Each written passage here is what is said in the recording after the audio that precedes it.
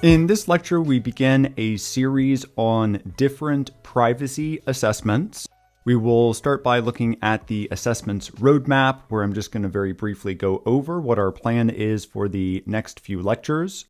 I then want to highlight that privacy assessment is not the same as a privacy impact assessment or a data protection impact assessment, and so we will address that point of disambiguation. We will then define what a privacy assessment is, that is a particular term of art. We will then talk about who conducts a privacy assessment and when to conduct a privacy assessment. And so here is our assessments roadmap for the next several lectures. In this lecture, we are talking about privacy assessments, that is its own distinct term of art. In the next lecture, we will talk about privacy impact assessments, or PIAs in general. We will then talk about PIAs in the United States of America. There are particular requirements there that we need to know for the exam. We are then going to look at the ISO standard 29134. If you have not come across the ISO acronym, we will talk about what that organization is in that lecture. We will then have two lectures on data protection impact assessments, or DPIAs. And we will conclude this series on assessments by looking at artificial intelligence systems. So again, this is just a quick preview of what we're going to be looking at for the next several lectures. A quick note, and I've already mentioned this, but this is worth coming back to because I don't want this to trip you up on the exam. On the exam, if you see privacy assessment, know that privacy assessment is not the same as a PIA, and it is not the same as a DPIA. It's important when you're taking the exam that you read the questions and you read the answers very carefully. It is very true that taking any IAPP exam is testing not only your knowledge of the content, but it's also really testing your English skills.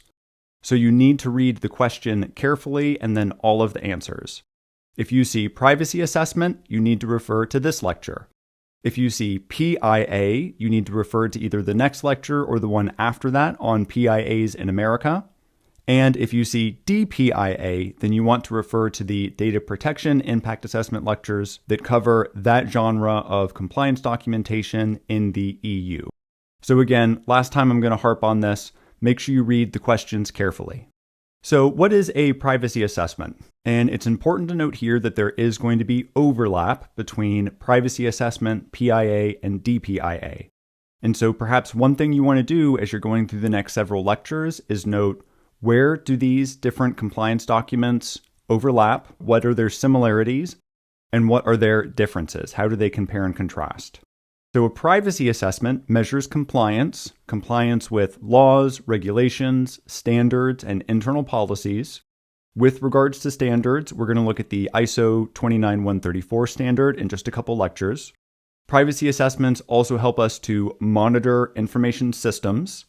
As we're completing a privacy assessment, we are going to be assessing that system, the data that it's collecting and processing, as well as any other processes, such as, for example, disseminating or sharing that data with other parties. A privacy assessment is also going to help us to identify, assess, and mitigate risk. As a document that may be disseminated throughout your organization or perhaps posted publicly, it is also a tool for education and awareness. And a privacy assessment supports incident response, audits, and contracts. It supports incident response insofar as if we know there's been a breach of a particular system, then we can quickly reference the privacy assessment to see what that system is, how it was protected, what type of data it safeguarded, who the important stakeholders are, for example, the system owner, the data owner, the cybersecurity point of contact, etc. And with regards to audits, a privacy assessment is an artifact. It is evidence that we are in compliance with laws, regulations, policies, etc. There are 4 categories of individuals who are going to conduct a privacy assessment. These are auditors, data protection officers, business leads, and regulators. Now, business leads, this is a pretty broad term and can absolutely refer to the folks in the privacy office. And so if you have a privacy analyst or a team of analysts and they are dedicated to performing privacy assessments, then that would fall under this category.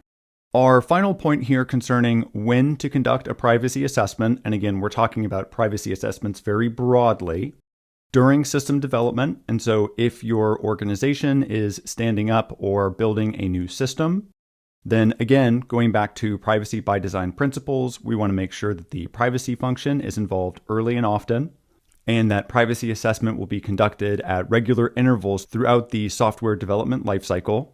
If you're buying a system or a piece of software off the shelf, then you want to conduct the assessment prior to deployment. After the initial assessment, it is very likely that you're going to have a policy that's going to require regular review of that assessment and the system. These may be annually, for example, and that would just be a check-in with the system owner or the system manager to see if there have been any changes to the privacy assessment. For example, is the system now collecting data that was not listed in the initial assessment? If so, then the assessment needs to be updated.